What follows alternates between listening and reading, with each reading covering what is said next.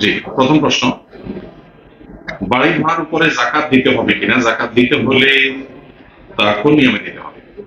এর উত্তর হলো যে বাড়ি ভাড়ার টাকা যদি কারোর কাছে জমে, সেই টাকা জমতে জমতে জমতে যদি জাকাত এমন হয়, জাকাত যোগ্য হয়, জাকাতের জন্য যে নেশাব আছে, যে ফিগার আছে, সেটা টাচ করে, স্পর্শ হয়, সেটা কত?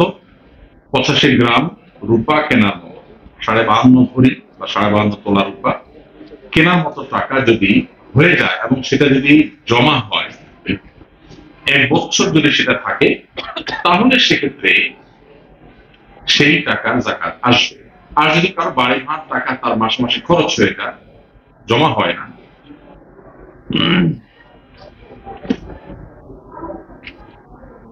كافي ان شاء الله، لكن ماشي، لكن لا يسمع لا يسمع لا يسمع ايش.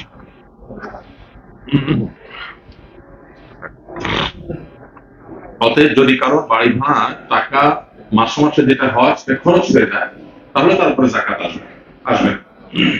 যদি বাড়ি ভাড়ার টাকা যেটা উঠে এটা যদি খরচ হয়ে যায়, আপনার কাছে জমা না হয়, না থাকে, তাহলে সেক্ষেত্রে এটা জাকাত আসবে না। জাকাত আসবে তখনই যখন সেই টাকাটা 1 বছর ধরে জমা হয়ে থাকে, খরচ হয়ে গেলে আর জাকাত আসবে না। ভাই, আপনি কথা শুনে নাই, মোবাইল বন্ধ করতে, আপনি ভলান্টিয়ার লেবাস করে আবার নিয়মের খেলাপ করছেন কেন? তো ভলান্টিয়ার লেবাস গায়ে দিয়েছেন, তাহলে আপনি কেন বল খেলাপ করছেন? আবার আমার চোখের সামনে আমার অ্যাটেনশন নষ্ট করছেন। হ্যাঁ, আমরা একটু আগে বললাম ডিসিপ্লিনের কথা না, আমাদের আগে এই হলো আমাদের ডিসিপ্লিন। বলেন, আমরা ডিসিপ্লিন মেনটেন না করলে আমাদের বদনাম হবে। বলা হয়েছে মোবাইলে আমরা ভিডিও করবো না, লাইভ করবো না, রেকর্ড আছে সেখানে দেখে শুনবো। অনেকে মোবাইল হাত তুললে নাড়ানাড়ি করে, মনোযোগ নষ্ট হয়, আমারও মনোযোগ নষ্ট হয়, দর্শকের হয়। তো মাত্র বললাম আমরা এখন ডিসিপ্লিন আবার ব্রেক করছি। কি হবে? ইনকামের টাকা কি গান বাজনার পেছনে খরচ করা হালাল নাকি হারাম? অনেকেই দেশ থেকে শিল্পী এনে তাদের কষ্টের টাকা এইসব কাজে খরচ করে থাকে। ভাইয়া আমার, জীবন খুবই সংক্ষিপ্ত, কি করবেন কি করবেন না স্বাধীনতা আপনার। আল্লাহ সুবহানাহু ওয়া তাআলা আপনাকে সব কিছু করার এখতিয়ার এবং সুযোগ দিয়ে রেখেছে। এখানে আল্লাহ কাউকে ধরবেন না, আল্লাহর কাছে দাঁড়াতে হবে। ইয়াওমা ইয়াকুমুন নাসু লিরাব্বিল আলামিন, সেদিন আল্লাহর কাছে মানুষদের দাঁড়াতে হবে। 5টি প্রশ্নের উত্তর দেওয়া আছে। নবী করিম সাল্লাল্লাহু আলাইহি ওয়াসাল্লাম বলেছেন, কোন মানুষ আল্লাহর সামনে নিজের দুটি পা কিয়ামতের ময়দানে নাড়াতে পারবে না। লা তাযালু কদামু আবদিন হাত্তা ইউসআলা আন খামস। 5টি প্রশ্নের উত্তর দেওয়া আছে, কেউ নিজের পা নাড়াতে পারবে না। এর ভিতরে একটি প্রশ্ন হলো ওয়া আন মালিহি মিন আইনা ইকতাসাবা। সম্পদ সম্পর্কে আল্লাহ জিজ্ঞাসা করবেন, কোথা থেকে কামাই করেছো? ওয়া ফীমা আনফাক, এবং কোথায় খরচ করেছো, কিভাবে কামাই করেছো আর কোন পথে ব্যয় করেছো।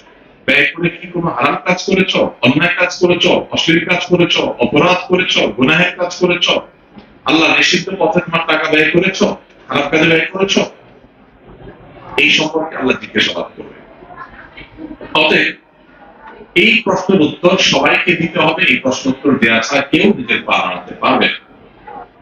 এই জন্য ভাই, দুনিয়াতে আল্লাহ তাআলা হায়াত দিয়েছেন, টাকা পয়সা দিয়েছেন, সামর্থ্য সুযোগ দিয়েছেন। আপনি আপনার কামাই করা টাকা দিয়ে দুধ বিক্রি করে মদ কিনবেন, ঘোল কিনবেন, না ঘোল বেচে দুধ কিনবেন, সেটা সিদ্ধান্ত আপনার। পরিণামও ভোগ করতে হবে আপনাকে। ভাইরা, আমরা অনেকেই একটা সময় নিজের সমস্ত আত্মপরিচয় ভুলে যাই। আমি যেটা একটু আগে বলছিলাম, আপনি যদি মনে করেন যে আমার যা স্বীকার করবো, তো মনে রাখবেন পরীক্ষার হলে ছাত্রকে খাতা কলম দেওয়া হয়, প্রশ্ন দেওয়া হয় এবং স্বাধীনতা দেওয়া হয়। তুমি যা খুশি তা খাতায় লিখতে পারো, এমনকি খাতায় টিচারের পরীক্ষকের 14 গোষ্ঠীর নাম বলে গালিগালাজ লিখলেও কেউ আপনাকে পরীক্ষার হলে বাধা দিবে না। কেন লিখছো? আপনি স্বাধীন, যা খুশি তা করতে পারেন। পরীক্ষার হলে আপনাকে কিছু বলা হবে না। একটা সার্টেন টাইম থাকবে, এই টাইমের ভিতরে আপনি খাতা জমা দেবেন, যা খুশি লেখেন, খালি খাতা জমা দেন, উল্টাপাল্টা লেখা জমা দেন, সঠিক উত্তর দেন, সিদ্ধান্ত আপনার সাথে দেখা হবে কখন? পরীক্ষার ফলাফল যেদিন প্রকাশ হবে সেদিন স্যারের সাথে আপনার দেখা হবে। আল্লাহ তাআলা টাকা পয়সা দিয়েছে হারাম গান বাজনার পিছনে, অশ্লীলতার পিছনে, অন্যায়ের পিছনে, নিষিদ্ধ নাজায়েজ কাজে দৌড়ে খরচ করেন, ফুর্তি করেন, কিচ্ছু বলবে না, কিচ্ছু বলবে। আপনি কি মসজিদ বানাচ্ছেন না হারাম কাজ করছেন? আপনি কি কোরআন পড়ছেন না হারাম কাজ করছেন? আল্লাহ তাআলা কিন্তু কিছুই বলবেন না। আল্লাহ তাআলা আপনাকে সুযোগ করে দিয়েছেন, টাকা আছে, পয়সা আছে, সময় আছে, সুযোগ আছে, আপনি কি করছেন করেন। আপনার সাথে দেখা হবে কিয়ামতের দিন, যেদিন ফলাফল প্রকাশ হবে সেদিন পাইবে করে আল্লাহ হিসাব নেবেন। আল্লাহ আমাদেরকে আল্লাহকে ভয় করে চলার তৌফিক দান করুন। ভাই, যদি আপনার সাথে আল্লাহর কাছে জবাবদিহিতার টেনশন না থাকতো তাহলে যা খুশি তা করতে পারতাম আমরা, কিন্তু আল্লাহর সামনে দাঁড়াতে হবে। এখন আমরা যারা মনে করি যে না, এত হিসাব নিকাশ, এত বিধি নিষেধ, আল্লাহর নিষেধ, হারাম, এগুলো মেনে চলতে কষ্ট হয়, সে ভাইদেরকে বলতে চাই নিজের খেয়াল খুশি মতো যা খুশি তা করে স্বেচ্ছাচারিতার সাথে জীবনে বহু সময় কাটিয়েছে, অতিবাহিত করেছে। একটু কিছু সময়ের জন্য আল্লাহকে ভয় করে, অন্তরটাকে বিগলিত করে আল্লাহর নির্দেশ মতো চলে রেখে, কোরআন মতো চলে রেখে, হাদিস মতো চলে রেখে কিছুদিন চলে দেখলে আপনি দেখতে পাবেন যে দুনিয়াতে এই পাগলামি করে, টাকা পয়সা ছড়ায়া, হারাম কাজ করে যে আনন্দ পাচ্ছেন, আল্লাহর আনুগত্যের পেছনে চলে এর চেয়ে বেশি আনন্দ পাবেন ইনশাআল্লাহ। যে ব্যক্তি আল্লাহকে চিনেছে, আল্লাহর পরিচয় পেয়েছে, আল্লাহর ইবাদত করে তৃপ্তি পেয়েছে, সে বলতে পারবে যে স্বাদ কি, এর মূল্য কি, এর ভ্যালু। যে সমস্ত ভাইরা তাদের কষ্টের উপার্জিত সম্পদ দিয়ে হারাম কাজ করছেন, হারাম কাজে খরচ করছেন, আল্লাহকে নারাজ করছেন, আল্লাহ আমাদের সেই ভাইদেরকে হেদায়েত দান করুন। তারা আমাদেরই ভাই, আমরা চাই তাদের সাথে আল্লাহ তাআলা আমাদেরকে জান্নাতে সমবেত করুন। তারা যেন গুনাহের কাজে সব ব্যয় না করে আল্লাহর দ্বীনের জন্য, ইসলামের জন্য সেটা ব্যয় করতে পারে। আমরা তাদের জন্য দোয়া করি ইনশাআল্লাহ, এবং তাদেরকে আমরা সতর্ক করি আল্লাহকে ভয় করবে। আল্লাহ সুবহানাহু ওয়া তাআলা প্রতিটা পয়সার হিসাব নেবেন, প্রতিটা পয়সার হিসাব নেবেন, কোথায় খরচ করেছে, কোথা থেকে কামাই করেছে। দুটি প্রশ্নের উত্তর আপনাকে রেডি রাখতে হবে। যদি আল্লাহর কাছে ধরা খাওয়ার কোনো ভয় না থাকতো বা কোনো কারণ না থাকতো, তাহলে আপনি কেন, আমি বলতাম সবাই রেখে দেবেন। কিন্তু যেহেতু আমি জানি আল্লাহর সামনে আমাদের দাঁড়াতে হবে, জবাবদিহি করতে হবে, সেদিন কিন্তু এই যাদের জন্য এগুলো কামাই করছেন এরা কেউ আপনার দায় দায়িত্ব নেবে না। আল্লাহ আমাদেরকে সবাইকে বুঝার তৌফিক দান করুন। আমরা আল্লাহর জন্য আপনাকে ভালোবাসি। আপনি যখন অসুস্থ ছিলেন দোয়া করে কান্নাকাটি করেছিলাম, আপনাকে সুস্থ হয়ে দান করুন। এই প্রবাসে আপনার আলোচনা প্রশ্ন শুনে মূল প্রশ্ন করে আসেন। প্রথম প্রশ্ন, দুইটা প্রশ্ন করেছেন। ওজিফাতে পড়লাম আহাদ নামা আমল করলে 3000 রোগ থেকে আল্লাহ শিফা দান করেন, এটা কতটুকু সত্য? দেখুন, কোরআন এবং সুন্নাহ আমাদেরকে যে সমস্ত দোয়া শেখানো হয়েছে, এগুলোর পার্টিকুলার ফজিলত বা তাৎপর্য বলা হয়েছে। এই দোয়া পড়লে এই লাভ, এটা পড়লে এই সওয়াব, এটা বলার একমাত্র ইখতিয়ার নবী রাসূলের, কারণ তারা আল্লাহর কাছে ওহী পান। কোন দোয়া পড়লে কত নেকি হবে এটা আমি বলতে পারবো না, পৃথিবীর কোনো আলেম বলতে পারবে না, কারণ নেকি দিবেন আল্লাহ তাআলা, তিনি কত দিবেন না দিবেন এটা বলতে পারেন তার সাথে যে নবী রাসূলের কানেকশন আছে তাদের। আমরা সাধারণ মানুষ কেনা, সো আমরা কেউ বলতে পারি না।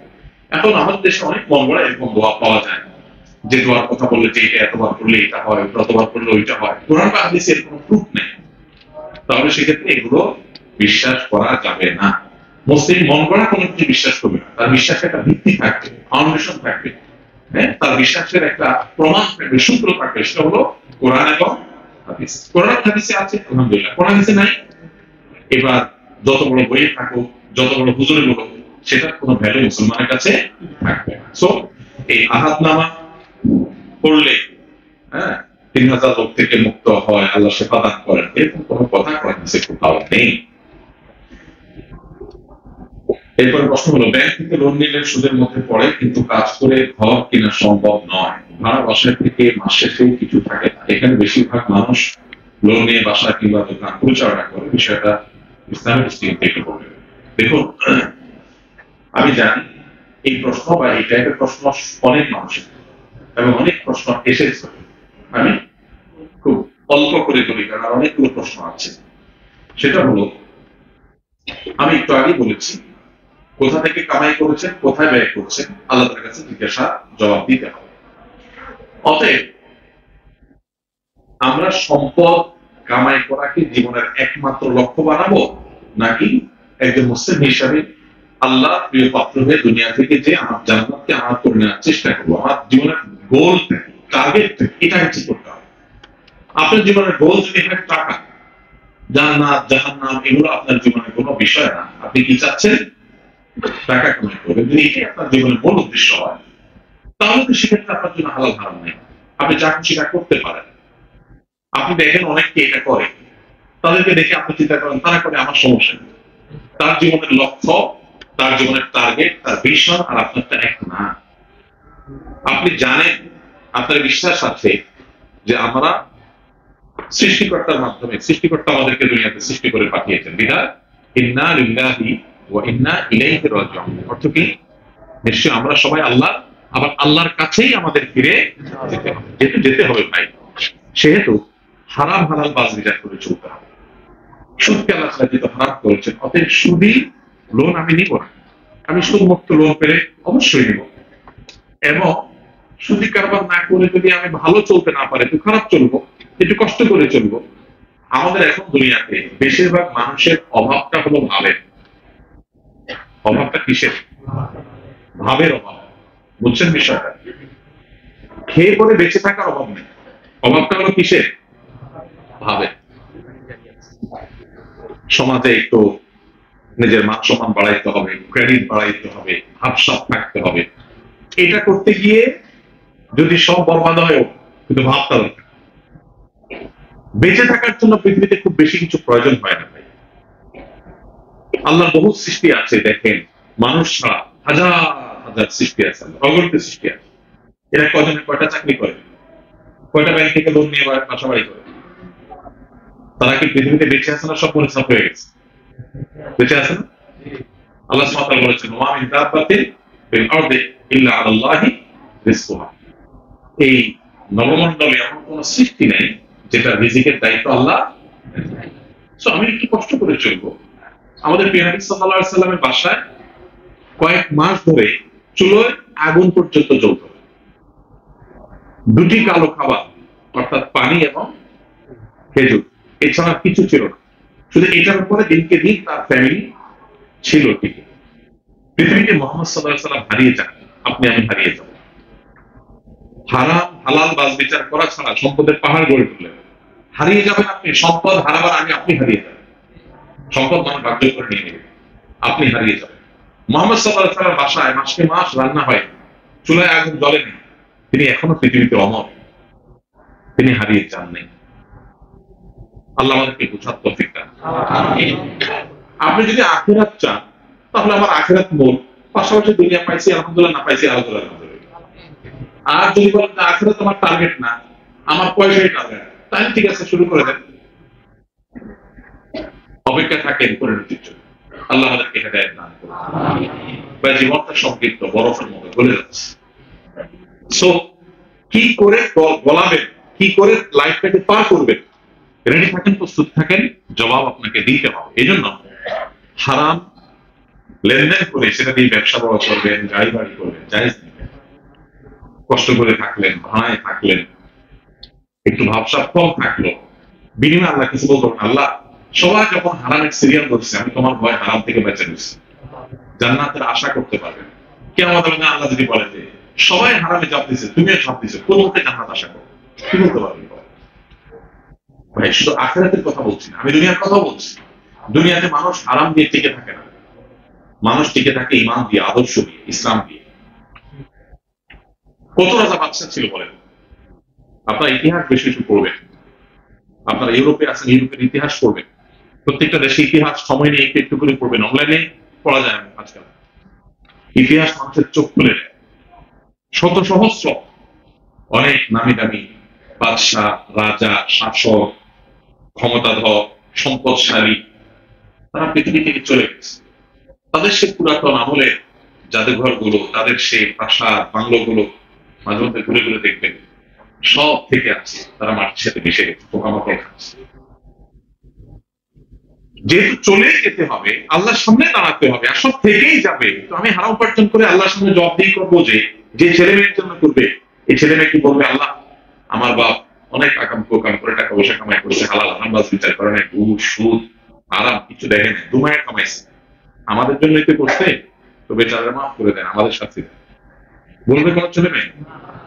আল্লাহ বলেছেন কোরআনে, ইয়াউমা ইয়াফিরুল মারউ মিন আখিহি ওয়া উম্মিহি ওয়া আবিহি ওয়া সাহিবাতিহি, সবাই পালাবে না, কেউ থাকবে না। এক কোভিড-19 এর সময় দেখছেন বাপ ছেলেকে রেখে পালাই গেছে, আমার দেশে বহু ঘটনা ঘটেছে। আর কিয়ামতের ভয়াবহ দিনে কেউ কারো হবে না, চাচা আপনার জান বাঁচা হবে। এই জন্য আল্লাহ আমাদেরকে হারাম থেকে বাঁচার জন্য ইমানের শক্তি দান করুন। হারাম থেকে বাঁচার জন্য মেরুদণ্ডের পাওয়ার লাগে, সবাই পারে না, জোর লাগে, ইমানে জোর লাগে, আদর্শের জায়গাতে স্ট্রং থাকতে হয়। আমি অসুস্থ কম্পিটিশন করবো না, আমি সুস্থ কম্পিটিশন করবো, আমি আমলে আগাবো, হারামে। আল্লাহ আমাদেরকে তৌফিক দান। আমার বাবার ঋণগ্রস্ত, আমার দুই ভাইয়ের ইনকামে তাদের সংসার খরচের পর যে টাকা বাকি থাকে তা দিয়ে আংশিক ঋণ শোধ করা হয়েছে। এমন অবস্থা আমার স্বামীর জাকাতের টাকা থেকে আমি বাবাকে ঋণ মুক্ত করতে পারবো কিনা, আমার বাবা জাকাতের টাকা পাওয়ার যোগ্য কিনা। যেহেতু আমার দুই ভাই ইনকাম করে, দুজন বিবাহিত, আমার বাবার জমি আছে কিন্তু তার মূল্য ঋণের সমপরিমাণ নয়। প্রথম কথা হলো যে যিনি ঋণগ্রস্ত তিনি জাকাত পেতে পারেন, ঋণগ্রস্ত ব্যক্তিকে জাকাত দেওয়া যায়, কিন্তু ঋণ পরিশোধ করবার মতো অর্থ যদি তার কাছে থাকে তাহলে তিনি জাকাত পেতে পারবেন। আবার ঋণটা যদি তার মৌলিক প্রয়োজন পূরণের জন্য না হয়, চিকিৎসা করতে গিয়ে ঋণগ্রস্ত হয়ে গেছে, অ্যাক্সিডেন্ট করে ঋণগ্রস্ত হয়ে গেছে, এরকম কিছু না হয়, বরং সুখের ঋণ হয়, স্বাদের ঋণ হয়। স্বাদের ঋণ বলেছেন, কোটি কোটি টাকার ব্যবসা আছে, ব্যাংক থেকে 200 কোটি লোন নিয়েছে, আমার দেশে ঘটছে না, শত শত কোটি টাকা লোন নিয়েছে। সব লোন নেওয়া মানুষকে যদি জাকাত দেওয়া যেত, আমার দেশে সব বড় শিল্পপতি নামার কারণ নিলাম না, এদেরকে জাকাত দেওয়া যেত। বোঝা গেল যে সব ঋণগ্রস্তকে জাকাত দেওয়া, যে ঋণগ্রস্ত ব্যক্তি ঋণগ্রস্ত হয়েছে খেতে না পেরে, বাসা ভাড়া দিতে না পেরে, চিকিৎসা করাতে না পেরে, তাকে ঋণের টাকা দিতে, জাকাতের টাকা দিতে পারে, যদি এই জাকাতের টাকা ছাড়া তার ঋণ পরিশোধ করার কোনো টাকা তার কাছে না থাকে, যেটা আছে এটা তার জাকাতের টাকা পরিশোধ করার জন্য এনাফ না। যদি এরকম হয় তাহলে তাকে আপনি জাকাতের টাকা অবশ্যই দিতে পারবেন।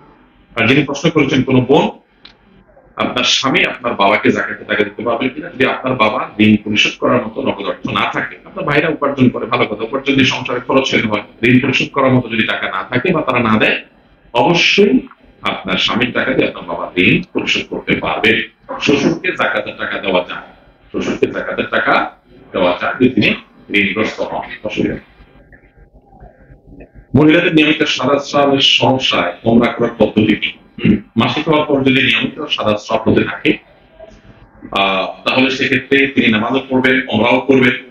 তার যদি কন্টিনিউ আসলে সাদা স্রাব যেতেই থাকে তাহলে সেক্ষেত্রে তিনি মাযুর ব্যক্তির অন্তর্ভুক্ত হবেন।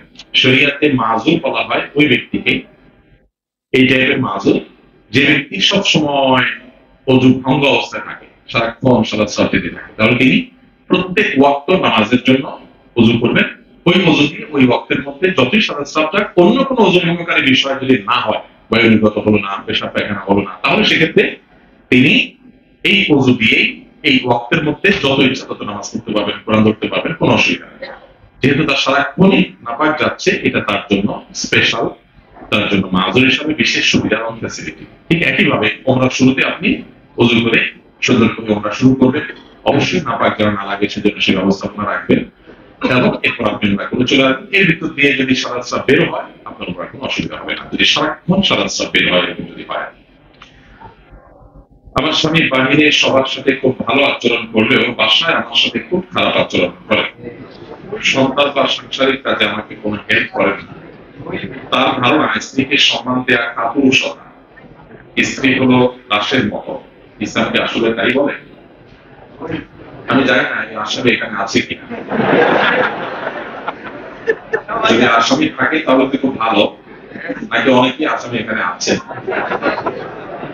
আচ্ছা, হতে পারে অনেকে এখানে আসামি হয়ে আছে ইতিমধ্যে, শুনেন, ইসলাম নারীকে যে মর্যাদা দিয়েছে, এই মর্যাদা আমরা বেশিরভাগ মানুষই জানি না। নবী করিম সাল্লাল্লাহু আলাইহি ওয়াসাল্লাম বলেছেন, খায়রুকুম খায়রুকুম লিআহলিহি ওয়া আনা খায়রুকুম লিআহলি। তোমাদের মধ্যে সবচেয়ে উত্তম, সবচেয়ে বেস্ট, সবচেয়ে আপার ক্লাসের মুসলমান, আল্লাহর কাছে সবচেয়ে প্রিয় মুসলমান, ভালো মানুষ কে? নবী বলেছেন যে তার পরিবারের কাছে ভালো। কোন কোন বর্ণনায় এখানে স্ত্রী শব্দটি আলাদা করে এসেছে, অর্থাৎ স্ত্রীর কাছে ভালো। আর যে বিয়ে করে সে মা বাবা ভাই বোনের কাছে, যে বিয়ে করেছে তার পরিবারের লোকজন। পরিবার বলতে একজন বিবাহিত মানুষের পরিবার বলতে সৌভাগ্যে চলে আসতে তার স্ত্রীর কথা। সো তার কাছে যে ভালো, সে আল্লাহর কাছেও ভালো। আর নবী সাল্লাল্লাহু আলাইহি ওয়াসাল্লাম বলেছেন, তোমাদের মধ্যে আমি আমার পরিবারের কাছে সবচেয়ে ভালো। অর্থাৎ নবীজি সাল্লাল্লাহু আলাইহি ওয়াসাল্লাম বলছেন তার স্ত্রীগণ, তার সহধর্মিণীগণ, তারা নবী সাল্লাল্লাহু আলাইহি ওয়াসাল্লামকে সবচেয়ে ভালোবাসতেন। তার আচরণ, তার আদর্শ, তার নীতি, তার আখলাক, এটা সৌন্দর্যে তারা বিমোহিত ছিল। নবী সাল্লাল্লাহু আলাইহি ওয়াসাল্লামের জীবন ইতিহাস আমরা একটু মাঝে মধ্যে পড়ার চেষ্টা করবো ভাইরা। আপনি অবাক হবেন নবী সাল্লাল্লাহু আলাইহি ওয়াসাল্লামের জীবনী পড়লে। একেবারে অমুসলিমরাও যদি তার কোনো জীবনে লিখে থাকে, আপনি সেটাও পড়ে দেখবেন যে আমাদের নবী সাল্লাল্লাহু আলাইহি ওয়াসাল্লামকে তার পরিবারের কোন সদস্য, তার কোন স্ত্রী তার ব্যাপারে অভিযোগ তুলতে পেরেছে, এরকম কোন কথা কোন অমুসলিমের লেখা সিরাত গ্রন্থে বা নৈতিক জীবনে আপনি খুঁজে পাবেন। সাধারণত একাধিক স্ত্রী থাকলে অবস্থা বেশ জটিল থাকে, বেগতিক থাকে, তাই ভয়াবহ অবস্থা থাকে না? স্বামী বেচার অবস্থা হয় আপনার পাড়া গুদার বসায় মরিচের অবস্থার মতো, তাই না? সেখানে নবী সাল্লাল্লাহু আলাইহি ওয়াসাল্লামের একাধিক স্ত্রী থাকার পরও তার স্ত্রীদের কেউ তার আচরণ নিয়ে কোনোদিন কোন চুল পরিমাণ মনক্ষুণ্ণ হওয়ার কথা কোথাও আপনি খুঁজে পাবেন না। কিভাবে মেনটেন করেছেন চিন্তা করেন। আমি এই বিষয়ে আলোচনা করতে গেলে অনেক লম্বা হয়ে যাবে, কিন্তু প্রশ্নটি গুরুত্বপূর্ণ, সেজন্য কয়েকটা কথা বলতেই হচ্ছে। অনেক পুরুষ আছে আমাদের সমাজে, এই পুরুষরা মনে করে যে বইয়ের কথা শুনলে তার বেটাগিরি আর থাকে না। এই লোকগুলোকে আসলেই পুরুষ কিনা এটা যথেষ্ট সন্দেহ করবার সুযোগ আছে। কারণ বইয়ের সাথে বেটাগিরি জাহির করা তো আসলে বেটাগিরি না, এটা তো আসলে কাপুরুষতা। বাহিরে বিড়ালের মতো, বাসায় বাঘের মতো, এটা তো কোনো পুরুষত্বের আলামত না। আপনার স্ত্রী, আপনার পরিবারের সদস্য, তিনি নারী, আপনি মনে করছেন তিনি দুর্বল, এই মনে করে তার উপরে আপনি সব ক্ষমতা জাহির করছেন। আর অফিসে বস ডাকার সাথে সাথে পারেন না, আরো কিছু ডেকে ফেলার বস, কাস্টমার পারেন না, পা ধরে নেন। যাদের ক্ষমতা আছে তাদেরকে বাঘের মতো ভয় পান, আর যাকে আপনি দুর্বল মনে করছেন তারপরে খবরদারি দেখাচ্ছেন। এটা তো দুর্বলতার আলামত, এটা তো কোনো পুরুষত্বের আলামত। পুরুষত্ব বেটাকৃত হলো যে দুর্বল তাকে আমি শ্রদ্ধা করব, যে শক্তিশালী তিনি অন্যায় করলে তার সঙ্গে আমি মাথা টান টান করে সোজা করে কথা বলতে পারবো, এটা না পুরুষত্ব। অতএব এই ধারণা যারা রাখেন তারা ভুল করেন। আমরা তাদেরকে বিনয়ের সাথে বলতে চাই, নবী সাল্লাল্লাহু আলাইহি ওয়াসাল্লাম বলেছেন পরিবারের কাছে যে ভালো সে আল্লাহর কাছে ভালো, পরিবারের কাছে ভালো থাকতে হবে। এখন মুশকিল, পরিবারের কাছে ভালো থাকার জন্য আমার সকাল বিকাল শাড়ি পরে কিনে দিতে হবে, এটা জরুরি। কোনো বউ যদি মনে করে যে আমার কাছে ভালো থাকলে তুমি আল্লাহর কাছে ভালো হবা, অতএব আমার কথা না শুনলে আমি সার্টিফিকেট দেবো না, এই কাহিনী করে আবার কোন স্ত্রী লোক বা কোন মহিলা চিন্তা করতে পারবে না আপনি আচরণ দিয়ে তার কাছে ভালো হতে পারছেন কিনা। এটা হলো মূল বিষয়। আপনার আচরণ দ্বারা সে কখনো কষ্ট পেতে পারবে না, কষ্ট পেলেও সেটাকে মিনিমাইজ করে ফেলতে হবে। আল্লাহ বলেছেন ওয়াসিহুন্না বিল মারুফ, তোমরা তোমাদের স্ত্রীদের সাথে সুন্দরভাবে যথাযথভাবে জীবনযাপন করো, সংসার করো। আল্লাহ আমাদের সবাইকে বোঝার তৌফিক দান করুন। এজন্য ভাই স্ত্রীর সাথে এবং পরিবার লোকদের সাথে সুন্দর ব্যবহার করতে হবে, খারাপ কাজ করা যাবে না। স্ত্রীকে হেল্প করতে হবে, কাজে সহযোগিতা। নবী সাল্লাল্লাহু আলাইহি ওয়াসাল্লাম তার ঘরোয়া কাজে স্ত্রীর সাথে অংশগ্রহণ করতেন, রান্না বান্না অন্য কাজে সহযোগিতা করতেন। এটা আমাদের সাধ্য অনুযায়ী করতে হবে। আমার ননদের স্বামী নাই, তার একটি মেয়ে আছে, সে কি যাকাতের টাকা পাবে? কারণ ননদ আমার কাছে থাকে। ননদের যদি স্বামী না থাকে তাহলে আপনার টাকা অর্থাৎ ভাবির টাকা ভাবি ননদকে যাকাত হিসেবে দিতে পারবে, যদি সে যাকাতে হকদার হয়, গরিব অভাবে বুঝতে পারবে। এখন কথা হলো ননদ আপনার কাছে থাকে, আপনার এখানে খায়, তাহলে তার অসুখ বিসুখ অন্যান্য খরচ জন্য দিতে পারেন। তার মেয়ে থাকলে সেই মেয়ের জন্য জাকাতের টাকা দিতে পারেন, কোনো অসুবিধা নেই। ইভেন আপনার স্বামীর টাকাও যদি দিতে চান, তাহলে সেক্ষেত্রে ননদ বিবাহিত, তার স্বামী হয়তো গরিব, অথবা ননদের স্বামী নেই কিন্তু বাচ্চা কাচ্চা আছে, তারা ভরণ পোষণ দেয় না, তাহলে সেক্ষেত্রে বাড়ি হিসাবে তার কর্তব্য হলো মৌলিক প্রয়োজন পূরণ করা, যদি বোনের কোনো ব্যবস্থা না থাকে, স্বামী না থাকে। আর বোনের ছেলে মেয়ে যেগুলো আছে সেগুলোকে জাকাতের টাকা দিয়ে অবশ্যই ভাই পাওয়াতে পারবে। বয়স 60-65 বছর হলে তার কি স্থায়ীভাবে লাগানো যায়? ইসলামের দৃষ্টিতে জানতে চাই। জি, স্থায়ীভাবে দাঁত লাগানো যায়, যদি কারো দাঁত না থাকে কোনো অসুবিধা নেই। সাহাবীদের অনেকেই স্বর্ণের বা রূপার বিভিন্ন ধাতব পদার্থের দাঁত ব্যবহার করেছে।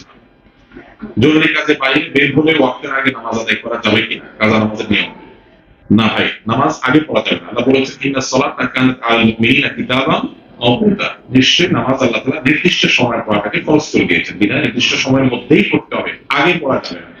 কোন কারণে মিস হয়ে গেছে, পরে কাজা করেছে, সেটা হতে পারে, কিন্তু সেটাও নিয়মিত না, কালে ভদ্রে হতে পারে। নিজের হাত খরচ থেকে যে টাকা বাঁচে, সেই টাকা যদি আমি কাউকে দিতে চাই, তাতে কি স্বামীর অনুমতি দিতে হবে? কোন নারী, কোন স্ত্রী স্বামীর দেওয়া টাকায় অথবা তার মোহরের টাকা থেকে বা তার ইনকামের টাকা থেকে, বা তাকে স্বামী হাত খরচের জন্য তাকে পার্সোনাল টাকা দিয়েছেন, সেই টাকা থেকে তিনি কাকে দিবেন না দিবেন একান্ত তার ব্যাপার। স্বামীর কাছ থেকে পারমিশন নিতে তিনি বাধ্য নন। শরীরের দৃষ্টিকোণ থেকে স্বামীর কাছ থেকে পারমিশন নেওয়া জরুরি। স্বামীও এটাকে উদাহরণের সাথে দেখা দরকার। অনেক স্বামী আছে এটা নিয়ে ছোট লোকই করে, আমাকে কেন জিজ্ঞেস করলেন? টাকাটা যদি তারই হয় তাহলে আবার আপনি জিজ্ঞেস করতে হবে। হ্যাঁ, এটা ঠিক যে স্বামী স্ত্রী পরস্পরের সাথে বোঝাপড়া দরকার, সেই জায়গা থেকে স্ত্রী তার স্বামীর সাথে এই সম্পর্ক থাকা দরকার যে পরামর্শ করবেন কোথায় দিলে ভালো হয়, স্বামী সুপরামর্শ দিলে সেটা ভিন্ন বিষয়, সেটা করা উচিত এবং ভালো। কিন্তু কোনো কারণে না করে দিয়ে দেন, শরীয়ত তাকে সে স্বাধীনতা দিয়েছে। এই ক্ষেত্রে অর্থাৎ প্রত্যেকের টাকা পয়সা সম্পদের ক্ষেত্রে শরীয়ত সবাইকে স্বাধীনতা দিয়েছে। স্বামীর টাকা স্বামীর, স্ত্রীর টাকা স্ত্রী। আমাদের দেশে এখানে গোজামিল থাকে, গোজামিল বুঝছেন, মানে বইয়ের টাকা সেটাকে স্বামী মনে করে আমারই। আবার নিজের টাকার বেলায়, এটা অবশ্য আমাদের মেয়েদের প্রতি জুলুমটা বেশি আমাদের দেশে, আমাদের সমাজে মেয়েদের নিজের টাকার ব্যাপারে এটা বলে না যে বউ যা খুশি তা করো আমার, কিন্তু বউ কিছু করতে গেলে সেখানে বাধা দিবে। এই যে মেয়েদের স্বর্ণ, এই স্বর্ণের জাকাত কে দিবে, এই প্রশ্ন প্রায় আমাদের কাছে আসে। কে দিবে বলেন আপনারা বলেন? মহিলাদের গহনা বা স্বর্ণ থাকলে জাকাত এবং যদি হয়, তাহলে এগুলোর জাকাত কি স্বামী দিবে না স্ত্রী দিবে? কে দিবে? এই আপনারা দুই দল হয়ে গেছেন। যার সম্পদ সে দিবে। ওকে ফাইন, তাহলে সম্পদটা কার আসলে, স্ত্রীর না স্বামী? এখনো দুই রকম শব্দ আসছে। স্ত্রীর গহনাগাটি যেগুলো আছে এগুলো স্বামীর না স্ত্রীর?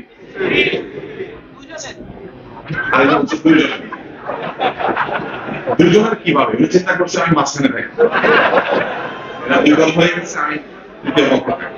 স্বামী তো বানাই দেয়, হ্যাঁ বানাইয়া দেয়, স্বর্ণ বানাই দেয়, স্ত্রীর দেয়, এই হিসাবে তো স্বামী এই কামাই না করলে কি করবে? স্ত্রীর তো স্বামী বানাইয়া দেয়। আচ্ছা দেখেন, এই যে আপনারা উত্তর দিতে গিয়ে দুই তিন দল হয়ে গেছেন, এখান থেকে বোঝা যাচ্ছে যে এখানে একটা বিরাট গোজামিল আছে। এই গোজামিলটা ক্লিয়ার করতে হবে। আমাদের দেশের মেয়েদের প্রতি কতভাবে যে আমরা জুলুম করি, আল্লাহ আমাদেরকে হেদায়েত দান করুন, বলুন আমিন। বাবার সম্পদে বোনদের যে অধিকার আছে বেশিরভাগ বাইরে দেয় না। এখানে বেশিরভাগ লোককে এখন ফিল্টার করলে দেখা যাবে আসামি বাইরে বেশি দেন নাই বেশিরভাগ। স্ত্রীর মহর পরিপূর্ণ পরিশোধ করছেন এরকম কয়জন আছেন এখানে? হিসাব করে করেছেন, হাত বেশি উঠায় না আমার। অনেকে পরিশোধ করছেন করে আবার কাঙ্গালের মতো চাইছেন যে দাও, তুমি তো পাইছো না, আমার তো দরকার। যদি স্ত্রী বলে যে মহরের টাকাটা তো আমার, তুমি আমাকে দিছো, এটা তো এখন আমার হয়ে গেছে, সো এখন আমি তোমাকে লোন দেবো কি দেবো না আমার ব্যাপার, আমি দেবো না, তুমি অন্য কোনো কাছ থেকে নাও। সে নিয়ে তার বাপের বাড়িতে তার বাবারে বা তার ভাইকে লোন দিচ্ছে, সংসার করতে পারবে না চাইয়া। আমি মহরের টাকা দিলাম, আমি চাইলাম আমাকে দেয়নি, তার বাপের দিকে গড় করতে পারবে? অথচ এটা তার রাইট, এটা তার অধিকার, এটা আপনি নষ্ট করে আল্লাহর কাছে আসামি হচ্ছে। টাকাটা যখন তার হয় তিনি কি করবে? একান্ত তার ব্যাপার। আপনি সেখানে ইন্টারফেয়ার করতে পারবেন না। নারীদের ইসলাম যে কি দিয়েছে আমরা তো জানি। ভাইরা, স্বামী যদি কোনো গহনা স্ত্রীকে অ্যাজ এ মোহর দেয়, ওইটার মালিক স্ত্রী। মালিক স্ত্রী হওয়ার পর মালিক তিনি তার মোহরের টাকা সম্পদ এটা স্বামীকেও কিছু গিফট করতে পারেন, ভাই বোনকে দিতে পারেন, নিজে খরচ করতে পারেন, রেখে দিতে পারেন। এটা কিন্তু তার ব্যাপার। তাকে সম্পূর্ণ স্বাধীনতা ছড়িয়ে দিয়ে কারোর সম্পদে অন্য কাউকে হস্তক্ষেপ করার রাইট ইসলাম রাখেনি। প্রত্যেকের সম্পদ যার যারটা তার তার। ইসলামের চেয়ে সুন্দর আর কিছু নাই পৃথিবী। আমরা কিন্তু দেই না সেটা। এখন কথা হলো যাকাতকে দিবেন। যদি সম্পদ তার হয়ে যাকাত তিনি দিবেন। এখন প্রশ্ন হলো জাকাত করতে দিবেন, তা তো কামাই নেই, যে স্বর্ণ বেচে দিবেন, তার একটা অংশ বিক্রি করে দিবেন। সামান্য একটা অংশ বিক্রি করলে 3 বছরের জাকাতের টাকা পাবেন। অথবা তিনি উপার্জন করবেন, পাশে বসে হালাল উপার্জন করবেন, অথবা শরীর পর্দার মধ্যে থেকে হালাল উপার্জন করবেন, অথবা স্বামী তাকে হাত খরচ দেয় অন্য জায়গাতে হাদিয়া পাবেন, সেটা দিয়ে জাকাত যেভাবে তাকে দিতে হবে তারটা তিনি দিবেন। এখন আমরা জাকাতের বেলা আসলে বলে বউ দিবে, আর খরচের বেলা আসলে বিক্রি করে বিদেশ চলে আসে। আল্লাহ আমাকে হেদায়েত দান করুন। আমার একটু রাগ বেশি, বাবা মা রাগ করলে আমিও সাথে সাথে রাগ হয়ে যাই। এখন আমি আমার রাগটা কন্ট্রোল করতে চাই, বিষয় কিছু বলেন। রাগ নিয়ন্ত্রণ করা খুব জরুরি একটা বিষয়। বাংলা একটা কথা আছে, রেগে গেলেন তো জিতে গেলেন, রেগে গেলেন তো হেরে গেলেন। তাহলে রাগকে নিয়ন্ত্রণ করতে হবে। এখন রাগ নিয়ন্ত্রণ করার জন্য কি করবেন? রাগ নিয়ন্ত্রণ করার জন্য কয়েকটা ছোট ছোট কয়েকটা টিপস আছে, নবী সাল্লাল্লাহু আলাইহি ওয়াসাল্লাম শিখিয়েছেন। এর মধ্যে একটা হলো, যখন রাগ উঠে যায় তখন ওযু করলে রাগ প্রশমিত হয়। রাগ উঠলে দেখবেন বেশি রাগ উঠলে শরীর গরম হয়ে যায়, শীতল পানি ওযু করেন, দিন আস্তে করে ঠান্ডা হয়ে যায়। দ্বিতীয়ত আল্লাহ বলেছেন, ইম্মা ইয়ানজাগান্নাকা মিনাশ শাইতানি নাযগুন ফাসতাইয বিল্লাহি মিনাশ শাইতানির রাজীম। যখন শয়তান তোমাকে খোঁচা দেয়, রাগান্বিত করে ফেলে, তখন আল্লাহর কাছে পানাহ চাও, আউযু বিল্লাহি মিনাশ শাইতানির রাজীম। যখন রাগ উঠলে আউযু বিল্লাহি মিনাশ শাইতানির রাজীম পড়তে হয়। নবী সাল্লাল্লাহু আলাইহি ওয়াসাল্লাম এক ব্যক্তিকে খুব রাগান্বিত দেখে তাকে শুনিয়ে শুনিয়ে আরেকজনকে বলছেন, আমি একটা বাক্য জানি, যে বাক্যটা পড়লে তার রাগ কমে যাবে। সেই বাক্যটা হলো আউযু বিল্লাহি মিনাশ শাইতানির রাজীম। দেখেন নবী সাল্লাল্লাহু আলাইহি ওয়াসাল্লামের কৌশল দেখেন, দাওয়াত হিকমা দেখেন। যে লোকটা রাগ উঠছে তাকে গিয়ে নবী সাল্লাল্লাহু আলাইহি ওয়াসাল্লাম বলেন না, এই ভাই তুমি এত চেতেছো কেন, আউযু বিল্লাহ পড়ো, এটা তাকে বলেন না। কেন? কারণ রাগে তো তার মাথা হট আছে, গরম আছে। এই মুহূর্তে তাকে যদি এটা বলতে যায়, সেই যে নবী সাল্লাল্লাহু আলাইহি ওয়াসাল্লাম মুখের উপরে ডিনাই করে তো বেঈমান হয়ে যাবে। এই জন্য ওই মুহূর্তে, রাগের মুহূর্তে তাকে বলা উচিত না, এটা নসিহত করার সময় না। সেজন্য তাকে শোনায় শোনায় আরেকজনকে বলছে, যাতে করে তার পাঁচটা সাফ হয়ে যেন সে রাগ না হয়। এভাবে তিনি ইসলামের দাওয়াত দিয়েছে। যাই হোক, আউযু বিল্লাহ বেশি বেশি পড়বেন, ইনশাআল্লাহ রাগ প্রশমিত হবে। আর তৃতীয়ত, স্থান পরিবর্তন করা। যেই জায়গায় রাগ হয়েছে ওই জায়গা থেকে বের হয়ে যায়, আরেক রুমে চলে যায়। দাঁড়া থাকলে বসা, বসা থাকলে শোয়া, হাদিসে কয়েকটা পরামর্শ দেওয়া হয়েছে। এগুলো করলে হয় কি, তখন রাগ কমে যায়। কারোর উপরে খুব প্রচন্ড রাগ হয়েছে, মেজাজ এখন গরম, তার এখন দিবেন একটা বকা। বকা দিতে গেলে আপনি সীমা ছড়াই যাবেন, আপনি নিজেই জানেন। তাহলে বকাটা এখন স্টপ রাখেন, নিজেকে নিজে বলেন বকাটা দেবো অবশ্যই, তবে সেটা আজকে না, 24 ঘন্টা পর। 24 ঘন্টা পরে দেখবেন রাগ আসতে লাইনে চলে আসছে। এরপরে বকা দিলে দেখবেন ব্যালেন্সিং বকা হয়েছে, ফালতু কিছু বলা হয়। প্রবাসে যারা ব্যাচেলর থাকেন, বউ দেশে থাকেন, তাদের অনেকে আছে মোবাইলের আলাপের বেশিরভাগ সময় ঝগড়া করে থাকে, ঠিক না? বেশিরভাগ সময় ঝগড়া করে থাকে। অনেকে আছে যে মোবাইলে নেট শেষ, ঝগড়া করতে করতে আধা ঘন্টা 1 ঘন্টা এমবি শেষ হয়ে গেছে, এখন আবার রিচার্জ করে। কিসের জন্য? ঝগড়ার সেকেন্ড ইনিংস শেষ করার জন্য। শেষ করতে হবে। কি নির্বুদ্ধিতা! বেশি মেজাজ গরম হয়ে গেছে, মা বোন স্ত্রী যার সাথে হয়েছে, মোবাইলটা আসতে বন্ধ করে, অন্য কোনো সিম থাকলে অফিসের কাজ, দিনের নিজের কাজ ছাড়েন, 3 দিন বা 2 দিন চুপচাপ করে থাকেন। দেশে আপনারা কোনোভাবে যাতে কেউ ফোনে না পায়, আপনি করলেন। 2-2.5 দিন পর এবার মোবাইলটা বিসমিল্লাহ পড়ে খোলেন, খুলে এবার আপনি বাকি ঝগড়াটা কন্টিনিউ করেন। আপনি নিশ্চিত থাকেন ঝগড়ার যে গতিটা প্রথম দিন ছিল, 3 দিন পর ওইটা থাকবে, ওইটা দেখবেন এমন ব্যালেন্সের জায়গায় আসছে। এখন দেখবেন ঠান্ডা মাথা বলবেন, ঠিক আছে আচ্ছা শুনো, যা হচ্ছে হয়েছে। এখন দেখবেন লাইনের কথা আসছে। আর তার আগে যদি আপনি করেন তাহলে দেখবেন সব লাইনের কথা আসছে। আপনি এটা এক্সপেরিমেন্ট করে দেখতে পারেন, আপনি এটা বিভিন্ন সময় প্রয়োগ করে দেখতে পারেন, দেখবেন আপনি নিশ্চিত রাগের সময় আলাপ না বাড়া, ঠিক আছে ঝগড়া এখানে এই পর্যন্ত আছে, বাকিটা আমরা কন্টিনিউ করবো ইনশাআল্লাহ। হ্যাঁ শিওর কন্টিনিউ করবো ইনশাআল্লাহ ঝগড়া বাকিটা, কিন্তু সেটা 2 দিন পর, 6 ঘন্টা পর দেখবেন যে আগের তেজা রাগের সময় মানুষ অনেক কিছু বলে ফেলে, সেগুলো পরে আফসোস করতে হয়, লজ্জিত হতে হয়। এই জন্য ভাই রাগ নিয়ন্ত্রণ করার জন্য এই পলিসিগুলো মেনটেন করা খুব বেশি জরুরি। আল্লাহ তাআলা আমাদের সবাইকে বদরাগ থেকে বেঁচে থাকার তৌফিক দান করুন। 1 সপ্তাহের উপর হাত ভাঙা, ওযু না করে নামাজ পড়ার উপায় কি? হাত ভাঙা হলে ওযু করবেন না কেন? ওযু করবেন, কিন্তু যে হাত ভাঙা যেখানে প্লাস্টার করা আছে ওই জায়গাটা যেহেতু পানিতে ধোয়া যাবে না, ভিজা হাতে এটার উপরে মাসাজ করবেন, আর বাকি যে অঙ্গগুলো ভালো আছে এগুলো ধোবেন, এক হাত ভাঙলে আরেক হাত দিয়ে ধোবেন, এভাবে ওযু করবেন। অবাধ্য সন্তানদের বাধ্য করবো কিভাবে এবং ইসলামের প্রতি আকৃষ্ট করবো কিভাবে? দেখুন, গাছ লাগাবেন তেঁতুল, আশা করবেন বলে হবে না। সন্তানদের এই জন্য ছোটবেলা থেকেই তাদেরকে দিন দিতে হয়, ইমান দিতে হয়, তাদেরকে হেল্প করতে হয় তাদের ইমান এবং আমলের ক্ষেত্রে, সেরকম পরিবেশ দিতে হয়। এখন আপনি লাগাবেন হলো বেল গাছ, আশা করবেন তা তত হবে না। এরপরে যদি বেলাইন হয়ে যায়, আল্লাহর কাছে চোখের পানি ফেলবেন, সূরা ফুরকানের 14 নম্বর আয়াত পড়বেন, এবং সেই সাথে ভালো এনভায়রনমেন্ট, ভালো পরিবেশ তাকে দিবেন, দিনী পরিবেশ, নেককারদের পরিবেশ, ইনশাআল্লাহ সন্তানকে পরিবর্তন হতে সাহায্য করবে। প্রতি ওয়াক্ত ওযুর সময় কি কানে নাকে ফুটায় ভালোভাবে পানি দিতে হবে, কানের দুল নাকের ফুলের ক্ষেত্রে কানফুল এবং নাকের ফুল এটা ওযু করার সময় একটু নাড়াচাড়া দিলে হয়ে যাবে, আলাদা করে কসরত করে ওখানে কিছু দিয়ে পানি ঢোকানোর প্রয়োজন নাই। হাজবেন্ডের কি স্ত্রীর মা বাবার উপর কোনো দায়িত্ব আছে জানাবেন, এটা মানে পুরুষদের প্রশ্ন। হাজবেন্ডের স্ত্রীর স্বামীর বাপ মার প্রতি কোনো কর্তব্য আছে কিনা, তার শ্বশুর বাড়ি, এটা নিয়ে অনেক সংসারে জ্ঞান গন্ডগোল চলে। স্বামী চায় তার বাপ মার দিকে টানতে, বউ চায় তার বাপ মার দিকে টানতে, আসলে ব্যালেন্স করতে হবে। স্বামীর জন্য মূল কর্তব্য তার বাপ মার খোঁজ খবর নেওয়া, তাদের প্রতি সদাচরণ করা, আর স্ত্রীর প্রতিও মূল কর্তব্য তার বাপ মার প্রতি খোঁজ খবর নেওয়া, তাদের দেখভাল করা, সম্পর্ক রাখা। পাশাপাশি উভয় শ্বশুর শাশুড়ির প্রতি খোঁজ খবর রাখাও তাদের নৈতিক দায়িত্বের অংশ, কারণ স্বামীর প্রতি তার যে রেসপেক্ট, সেই জায়গা থেকে স্বামী উপার্জন করতে গিয়ে ব্যস্ত থাকে, সংসার সন্তানদের জীবন যাপনের জন্য ব্যস্ত থাকে, এই সময়টাতে স্বামীর বাপ মাকে আমি একটু কেয়ার করলাম আল্লাহকে খুশি করার জন্য, স্বামীর প্রতি ভালোবাসা প্রকাশের জন্য, যে তার বাপ মার প্রতি কেয়ার করলে স্বামী খুশি হবেন, স্বামীর সাথে যাতে সম্পর্ক ভালো থাকবে তিনি ভালো মুসলমান হবেন। আবার স্বামীর একই কর্তব্য স্ত্রীকে সন্তুষ্ট করবার জন্য, স্ত্রীকে খুশি করার জন্য শ্বশুরের লোকদের সাথে সম্পর্ক বজায় রাখবেন, এটা জরুরি, উভয়ের জন্য এটা নৈতিক কর্তব্য, কিন্তু মূল কর্তব্যটা থাকে নিজের বাপ মার প্রতি।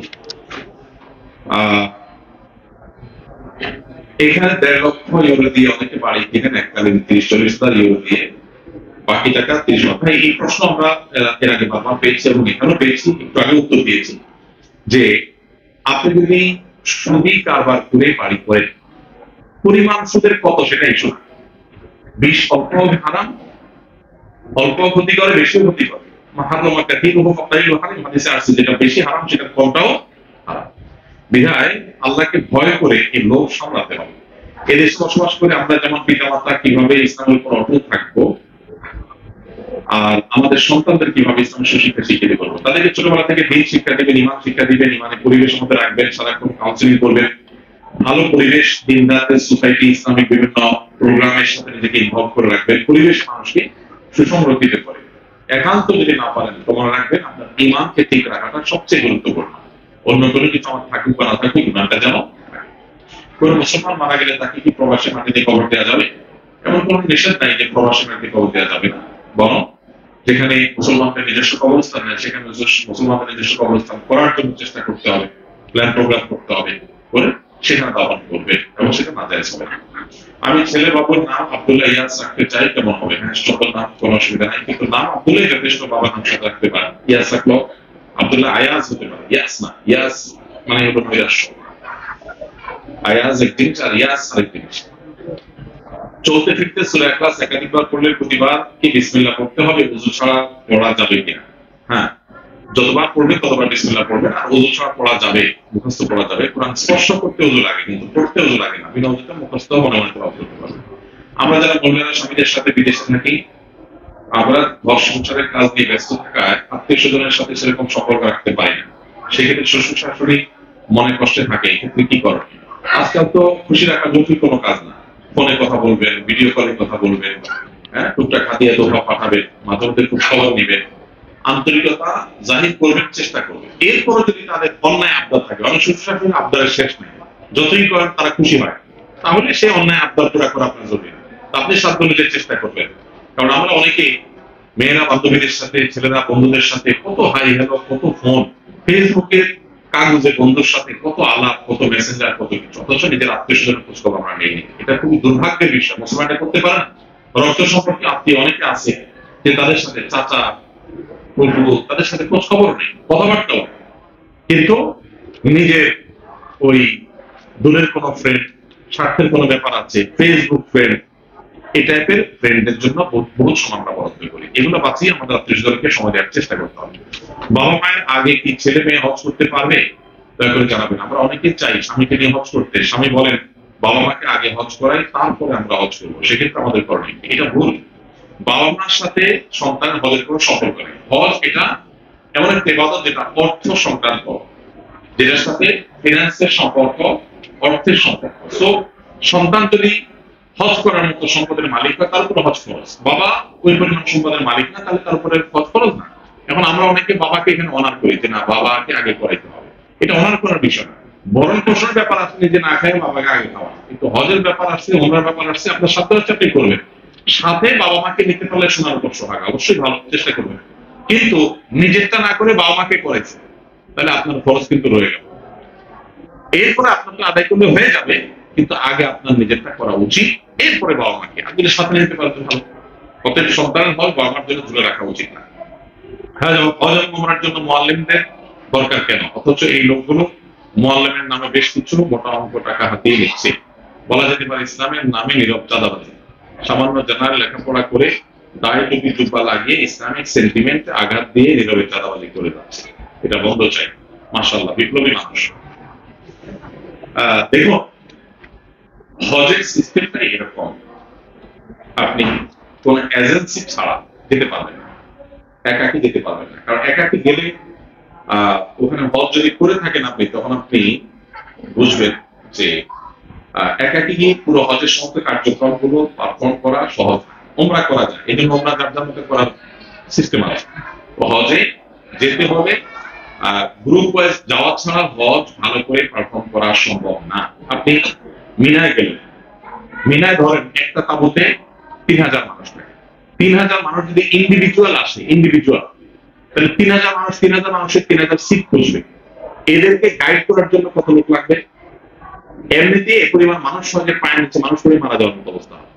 এখন 3000 মানুষকে যদি 10টা গ্রুপে ভাগ করে দেওয়া হয়, তাহলে গ্রুপ লিডার একা সবাইটা কন্ট্রোল করবে। এটাই এই জন্য হজ ব্যবস্থাপনা না জানার কারণে আমরা এই সমস্ত কথা বলি। হ্যাঁ, এটা ঠিক যে এই গ্রুপ লিডার, এজেন্সি, তারা ডাকাতের মতো হাজিদের গলা যদি কাটে, সেক্ষেত্রে তারা অবশ্যই আল্লাহর কাছে অপরাধী।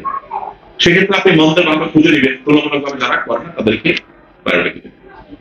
আমার স্ত্রী পরকিয়া করে, আমার হাতে ধরাও খেয়েছে, সে এখন মাপ চায় এবং ভবিষ্যতে আর করবে না বলে।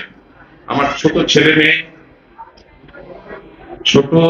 মেয়ে যারা যাবে কিনা, ছোট ছেলে মেয়ে আছে, এখন তার সাথে সংসার করা যাবে কিনা, তার জন্য একটু নসিহত করবেন। শুধু তার জন্য না, পুরুষ হোক আর নারী হোক, আপনি বিবাহিত অবস্থায় অন্য কোন নারী পুরুষের সাথে সম্পর্ক করা হারাম, পরকীয়া করা হারাম এবং জঘন্য অপরাধ। ইসলামের শরীরে সবচেয়ে জঘন্য অপরাধ হিসাবে বলেছে। কারণ মানব সভ্যতা নারী পুরুষকে বৈবাহিক সম্পর্কের মধ্য দিয়ে পৃথিবীতে টিকে থাকবে মানব অস্তিত্ব। যখন মানুষ এটা থেকে এই ত্যাগ থেকে সরে যাবে, মানব অস্তিত্বই হুমকির মধ্যে পড়ে যাবে। জনসংখ্যায় পৃথিবীর অনেক দেশে কমে যাচ্ছে, যাবে। এই জায়গাটাতে শরীয়ত খুব কঠোর শাস্তির কথা বলছে। ইসলামের সবচেয়ে কঠোর শাস্তি, ইসলামের দণ্ডবিধি এর কথা বলেছে এই পরকীয়ার জঘন্য শাস্তির কথা বলেছে। এই জন্য আল্লাহ ভয় করা উচিত। এখন কোন স্বামী বা স্ত্রী যদি এই কাজ করে ফেলে, এরপর তিনি যদি তওবা করেন, তাহলে তাকে সুযোগ দেওয়া যেতে পারে যে হতে পারে মানুষের ভুল করেছেন, তিনি ফিরে আসছেন। যদি মনে হয় তিনি ফিরে আসছেন, আলহামদুলিল্লাহ, তার সাথে সংসার করতে কোনো অসুবিধা নেই। কিন্তু যদি মনে হয় না তার চরিত্র পাল্টাবার মতো না, বারবার সে করে, বারবার তওবা করে, চেঞ্জ হওয়ার কোনো আলামত নেই, তাহলে সেক্ষেত্রে তার সাথে আপনি থাকবেন কি থাকবেন না সে বিষয়ে অবশ্যই সংশ্লিষ্টদের সাথে পরামর্শ করে বা আমাদের সাথে পরামর্শ করে ডিসিশন নিতে পারেন। না থাকার কারণ আপনার ছেলে মেয়ে আপনার একটা খারাপ চরিত্র বা মানুষের থাকতে আপনাকে ইসলাম বাধ্য করে না, কিন্তু তাকে সুযোগ দিতে কোনো অসুবিধা নেই। চুলেরা গাড়িতে কালো মেহেদি দিয়ে রং করলে জায়েজ হবে কিনা, আদৌ কি কালো কোনো মেহেদি আছে কিনা? মেহেদি তো কালো থাকে না, সাল্লাল্লাহু আলাইহি ওয়াসাল্লাম বলেছেন চুল সাদা হলে, দাড়ি সাদা হলে তোমরা এটাকে অন্য কালারে রূপান্তরিত করো, কিন্তু কালো নয়। মানে যেটা দিয়ে মানুষ প্রতারণা করে, বয়স লুকাবার চেষ্টা করে, সেটা না, অন্য কালার করতে বলেছেন তিনি। সো আপনি মেহেদির কালারে কালার করতে পারেন, শুধু ব্ল্যাক কালার নয়। যদি মেহেদির সাথে অন্য কোনো কিছু থাকে ভিন্ন কথা, হালাল হলে সেটা। আর্টিফিশিয়াল মেহেদি যেগুলো সেগুলোতে কালার করা যায়, কোনো অসুবিধা নেই। আজ থেকে 20-25 বছর পূর্বে রাস্তায় কুড়ে পাওয়া একটা সোনার হার আমি প্রথমে নিজের কাছে রেখে দিয়েছিলাম এবং আমি সেটা নিজে ব্যবহারও করেছি প্রায় 8 বছরের মতো। পরবর্তীতে প্রায় 8 বছর পর অরিজিনাল মালিককে খোঁজ না করে আমি সে হারকে একজন আলেমকে দান করে দিয়েছি। আমি এখন অরিজিনাল সোনার হারের মালিককে খুঁজতেছি, কিন্তু বের করতে পারছি না। এখন অনেক খোঁজার পর দয়া করে আমাকে জানাবেন এখন আমার করণীয়। ভালো তো বুদ্ধি যে নিজে অনেকদিন ব্যবহার করে এবার দিয়ে দিলেন, খাওয়া ব্যবহার করে নিচ্ছে। মুসলমান অত্যন্ত দায়িত্বশীল হতে হবে। কোনো জিনিস যদি আপনি রাস্তায় কুড়িয়ে পান, তাহলে এটা মালিককে খুঁজে দিতে হবে। আপনি ব্যবহার করা জায়েজ নাই, মালিককে খুঁজে তাকে দিতে হবে। এখন তখন আল্লাহর ভয় ছিল না, আপনি করে ফেলেছেন, তাহলে এখন আল্লাহর কাছে মাপ চাইবেন এবং মালিক খোঁজার চেষ্টা করুন। যদি এমন হয় যে এত আগে এখন আর মালিক খুঁজে পাওয়া সম্ভব না, তাহলে এটা কোনো গরিব কোনো অভাবী মানুষকে দান করে দিবেন। ওই ব্যক্তির তরফ থেকে সওয়াব পাবে হলো সেই গোল্ডের মালিক যিনি তিনি। আপনি সওয়াব পাবেন সে নিয়ত করাই যাবে না, কারণ তিনি সওয়াব পান না। আর এতদিন যে ব্যবহার করছেন এই জন্য আল্লাহর কাছে মাপ চাইবেন, হ্যাঁ, ইস্তেগফার করবেন। আল্লাহ তাআলা যেসব বিষয়কে হারাম করেছেন, অনেকে নিজের দোকানে সে সমস্ত জিনিসগুলো কেনা বেচা করেন, আবার সেই টাকা দিয়ে হজমরা করেন, দান সদকা করেন। এই বিষয়ে ইসলাম কি বলে? আল্লাহ সুবহানাহু ওয়া তাআলা ব্যাপারে নবী সাল্লাল্লাহু আলাইহি ওয়াসাল্লাম বলেছেন, ইন্নাল্লাহা তাইয়্যিবুন লা ইয়াকবালু ইল্লা তাইয়্যিবা। আল্লাহ পবিত্র, তিনি অপবিত্র দান কবুল করেন না। সো হারাম দান দিয়ে আল্লাহকে সন্তুষ্ট করা যাবে না, দান হালাল টাকা থেকে করতে হবে। আমি জানি লোভ মানুষকে শেষ করে দেয়, টাকা পয়সা হালাল হারাম বাজ বিচার করা থেকে মানুষকে পাগল করা করে দেয়। فسوف ترى إذا انكشف الغبار أفرس تحت رجلك حمار। আরবি কবি বলেছেন যে অচিরেই দেখতে পাবেন পায়ের নিচে আপনার ঘোড়া নাকি কান্না, টের পাবেন। চোখটা বন্ধ হওয়ার অপেক্ষা করেন, নিজের কর্মফল নিজে দেখতে পাবেন। যদি কেউ হারাম উপার্জন করেন, সে টাকা দিয়ে তিনি দান সাদেকা হজ উমরা কোনো কিছু করে কোনো লাভ নেই, আল্লাহ তাআলার কাছে সন্তুষ্টি পাওয়া যাবে না। হ্যাঁ, যদি এমন হয় তার সব হালাল, 2-4টা হারাম, তাহলে 2-4টা হারাম হলে ওইটা হারাম হবে, বাকিগুলো সব আবার হারাম হয়ে যাবে, ওইগুলো হালাল ঠিকই থাকবে। 2-4টা থেকে তওবা করে তাকে বেরিয়ে আসতে হবে। ওই 2-4টা যদি তার মিশে যায় হালালের সাথে, তাহলে সেক্ষেত্রে একই কথা, ভালো আর মন্দ পাখান না পাক মিশে গেল। আল্লাহ আমাদেরকে হারামের যে লোভ আছে এটা সামলানোর তৌফিক দান করুন। সে জন্মসূত্রে মুসলমান, কিন্তু সে নামাজ রোজা আল্লাহ কোনো কিছু মানে, সে মারা গেলে তার জানাজা যাওয়া যাবে কিনা? জন্মসূত্রে মুসলমান হলেই তো মানুষ মুসলমান হয় না। বাবা মুসলমান হলে, মা মুসলমান হলে মানুষ মুসলমান হয় তার বিশ্বাসের মাধ্যমে, কর্মের মাধ্যমে। যদি সে ইসলাম কোনো কিছুই না মানে, তাহলে তার জানাজা পড়াতে ইসলামে জায়েজ না। জুমার খুতবার সময় যে দোয়া করা হয় তখন হাত তুলে আমিন আমিন বলা যাবে কিনা? এই সময় হাত তুলে আমিন আমিন বলা হাদিস দ্বারা সাবেত না, সব সাব্যস্ত না, মনে মনে দোয়া করা যেতে পারে। প্রবাসে ডিউটি টাইমে যোহর আসর মাগরিব পড়তে হয়, অধিকাংশ সময় যোহর আসর ও বা মাগরিব যে কোনো এক ওয়াক্ত কাজের ব্যস্ততা পড়া যায়। যদি কোনো উপায় না থাকে তাহলে যোহরের সাথে আসর বা আসরের সাথে মাগরিব পড়া যাবে কিনা? জি না ভাই, সময় মতো পড়তে হবে। আপনি ওয়াশরুমে টয়লেটের জন্য যদি ছুটি পান, ওই ছুটিতে আপনি অন্তত ফরজটা পড়ে ফেলতে হবে। সেটাও যদি করতে না পারেন, তাহলে ইমানদার জন্য নামাজে ছাড় দেওয়ার কোনো সুযোগ নেই। এখন ওই যে লক্ষ্য ঠিক করেন, আখেরাত চাই কি না, যদি কোনো দরকার নেই তাহলে তো টেনশন নেই। আর যদি দরকার থাকে তাহলে নামাজ আপনাকে সময় পড়তে হবে। কিভাবে পড়বেন সেটা আপনাকে ব্যবস্থা করতে হবে। প্রয়োজন আপনি চাকরি সুইচ করবেন, অন্য কোনো প্রতিষ্ঠানে যাবেন, বেতনটা কম পাবেন, কিন্তু আপনাকে নামাজ পড়তে হবে। নামাজের ব্যাপারে কোনো কম্প্রোমাইজ না। দেখেন, মানুষ দাঁড়ায় না পারলে বসে, বসে না পারলে শুয়ে, যতক্ষণ সেন্স তাকে নামাজ পড়তে হবে। অন্য অনেকে ভাবে ছাড়া সিস্টেম, নামাজে কোনো ছাড় নাই। অতএব করতে হবে যে কোনো ভাবে। একটু দেরি হতে পারে, একটু আগে হতে পারে, জামাত না একা একা পড়তে পারেন, কর্মস্থলে সাইডে করতে পারেন, কিন্তু করতে হবে। যেখানে করতে পারবেন সেই পরিবেশে যাবেন প্রয়োজন। কঠিন, কিন্তু এটা হলো বাস্তবতা। আমি দেশে থাকতে 5 ওয়াক্ত নামাজ পড়তাম, কেউটা আসার পর আমি একটা নামাজ পড়ি না এবং বাস্তবে আসক্ত হয়ে গেছি। আমার মনের ভিতরে সবসময় অশান্তি থাকে, কিভাবে আমি এইসব খারাপ কাজ থেকে বেরিয়ে আসবো, আগের মতো নামাজ আরম্ভ করতে পারি। বন্ধু বান্ধব যারা 5 ওয়াক্ত নামাজ পড়ে এখানে থেকেও হারাম মেনটেন করেন, তাদের সাথে উঠা বসা করবেন, তাদের সাথে লিঙ্ক করবেন, তাদের সাথে মিট করবেন, সেরকম সোসাইটিতে থাকবেন, দেখবেন ইনশাআল্লাহ আপনার ভিতরে ভালো জিনিসটা আসছে। আর এর সাথে অবিবাহিত হয়ে থেকে বিবাহ করবেন, ফ্যামিলি দূরে না রেখে ফ্যামিলি কাছে নিয়ে আসার চেষ্টা করবেন। এগুলো ইনশাআল্লাহ অন্যান্য আপনার কাছ থেকে বাঁচিয়ে রাখতে সাহায্য করবে। আল্লাহর কাছে দোয়া চোখে বানিয়ে ফেলবেন।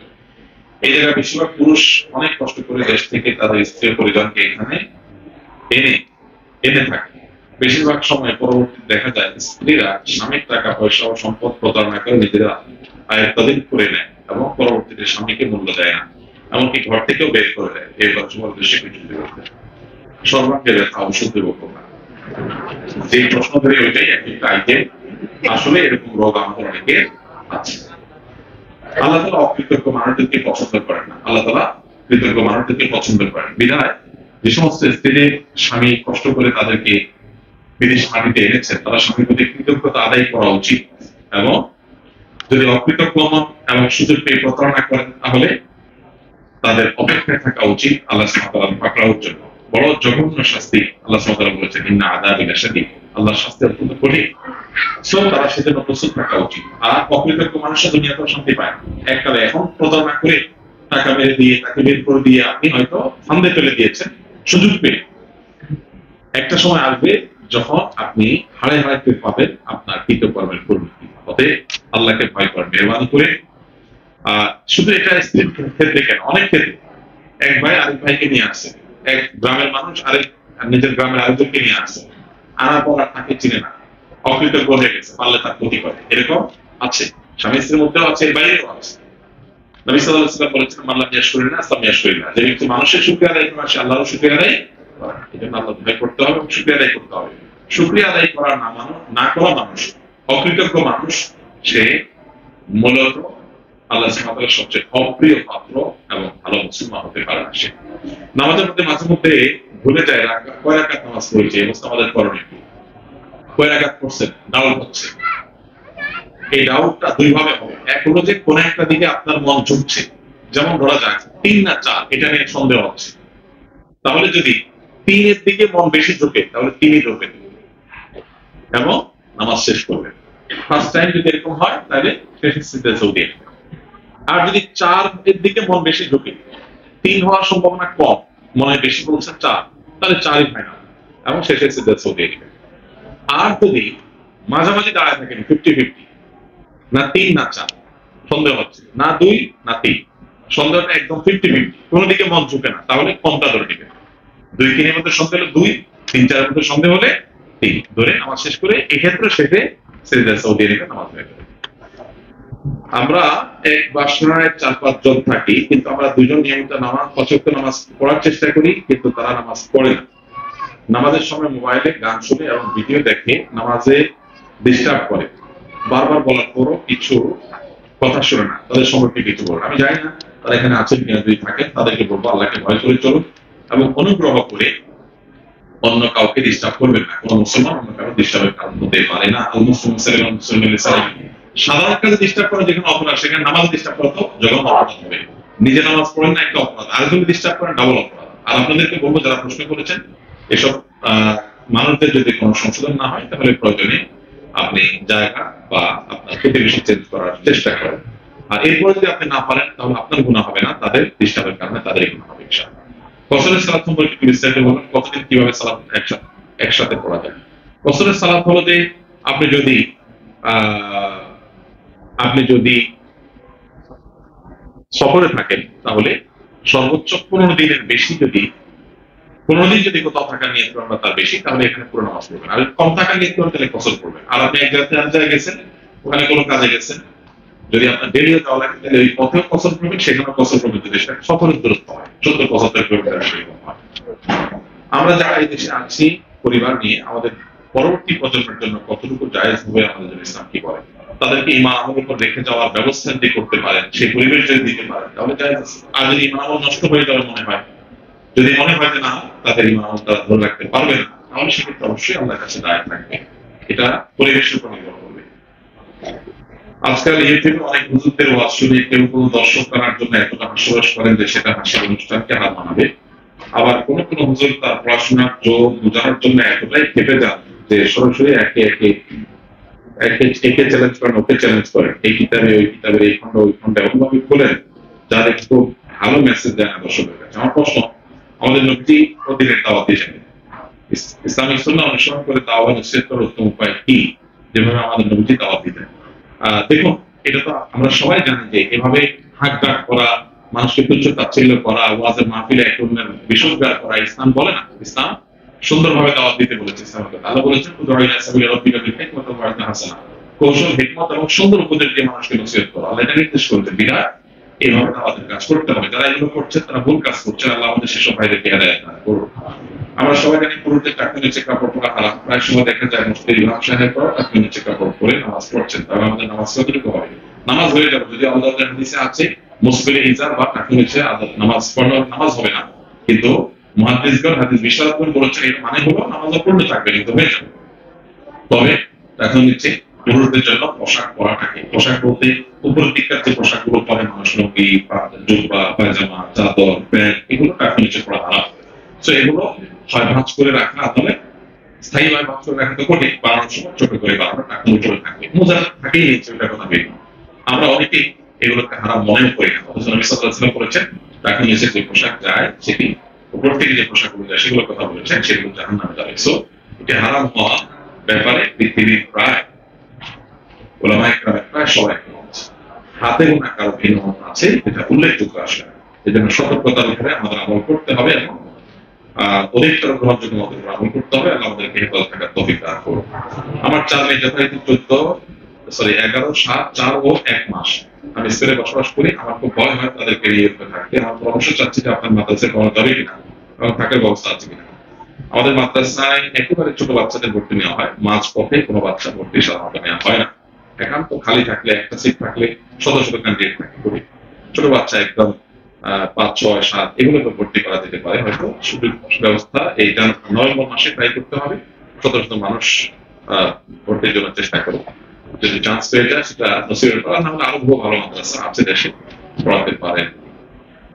আর লেখছেন, আমি যদি চাই কোনো ফ্ল্যাট কিনতে পারবো কিনা, আপনার আয়ত্তে আছে কিনা, দালাল মুক্ত, সন্ত্রাস মুক্ত, জালে মুক্ত। আমার তো হাউজিং সোসাইটির ব্যবসা নাই, তবে আমাদের আসুন্নাহ ফাউন্ডেশন মসজিদ কমপ্লেক্স, যেটা হচ্ছে আপনারা অনেকে জানেন, ঢাকা 40 কাঠা জায়গার উপরে বড় মসজিদ কমপ্লেক্স করছে আন্তর্জাতিক মানের একটা ইসলামিক সেন্টার করার জন্য। ওইটার আশেপাশে দিনী সোসাইটি গড়ে তোলার জন্য আমরা কিছু ভাইদেরকে উৎসাহ দিয়েছি যে আপনারা করেন। আলহামদুলিল্লাহ আমি নিজেও সেখানে থাকছি এবং আশেপাশে আরো অনেক ভাই ব্রাদাররা সেখানে জমি কিনে থাকছেন। এগুলো আমাদের ফাউন্ডেশনের যারা শুভাকাঙ্ক্ষী আছেন, ডোনার আছেন, তারাই করছেন। তো এখানে আপনি চাইলে যোগাযোগ করতে পারেন। সেক্ষেত্রে আমাদের এখানে নাম্বার দিয়ে দিচ্ছি, ঠিক আছে, আপনি ওখানে যোগাযোগ করতে পারেন ফাউন্ডেশন যারা আছেন তাদের সাথে। বিশেষ করে ফাউন্ডেশনের কোনো ইস্যু না, এটা হলো ফাউন্ডেশনের যারা শুভাকাঙ্ক্ষী আছেন তারা নিজেরা আশেপাশে জমি কিনছেন। প্রবাসী বেচারা তো বিপদে আছে। প্রবাসীদের টাকা মারতে যে কি আরাম লাগে দেশে মানুষের কাছে, এর চেয়ে আরাম কোনটা? একবার এয়ারপোর্ট থেকে শুরু, আমি অনেক প্রবাসীকে দেখি যে বিদায় দেওয়ার সময় ভাগিনা, ভাতিজা, অমুক তমুক, বন্ধু, দোস্ত সব আসছে, যাওয়ার সময় অনেক প্রবাসী হাতের ঘড়িটা খুলে দিয়ে আসে, পারে না মোবাইলটা করে সিমটা নিয়ে আসে, লাগেজটা রেখে যান, তুমি একটা নরমাল কাপড় ব্যাগ নিয়ে যাও, সুন্দর লাগেজ রেখে। আল্লাহ ভাইদেরকে হেদায়েত দান করুন। আমরা 2 ভাই বোন, আমি বড় বোন। আমার বিয়ের 15 বছর এই পর্যন্ত আমি আমার বাবা মাকে কখনো অসম্মান করিনি। আমার হাত খরচ থেকে তাদের সাহায্য সহযোগিতা করার চেষ্টা করি প্রথম থেকে, প্রতিদিনই ফোনে কথা হয়, কিন্তু তারা শুধু আমার থেকে আশা করে নেওয়ার জন্য, কিন্তু তারা তাদের কোনো হক আদায় করে না। আমার এই কষ্ট 15 বছর আগে থেকে, এখন আমার আগের মতো আন্তরিকতা আসে না। মা বাবা যদি জুলুম করে মনে কষ্ট আসাটা অস্বাভাবিক না, বিধায় সে বিষয়টাকে আমাদের মাথায় রাখতে হবে যে ইচ্ছার বিরুদ্ধে যদি একটু মন খারাপ হয় আল্লাহ তাআলা মাফ করবেন, কিন্তু মা বাবা যদি খারাপ আচরণ করে সন্তান হিসেবে তাদের প্রতি আমাদের খারাপ আচরণ করা যায়, আমরা ধৈর্য ধারণ করবো, এর বিরুদ্ধে আল্লাহ তাআলা জান্নাত দিবেন। মা বাবার অভিমান কখনো পরিশোধ করার মতো না, তারা উল্টাপাল্টা করে। আমি জানি আমার দেশের ব্যক্তিতে বিশেষ করি, ছেলে যেটা কামাই করে ওটার উপর আরো চাপ দেয়, যেটা কামাই করে না ঘুরে ছোট ছাড়ার মতো চা দোকানে ঘুরে ঘুরে বিদেশিদের টাকা ওইটারে পাবে, তারপরে ওইটার পকেট আনে মা বাবা। অনেক মা বাবা এরকম করে, সবাই।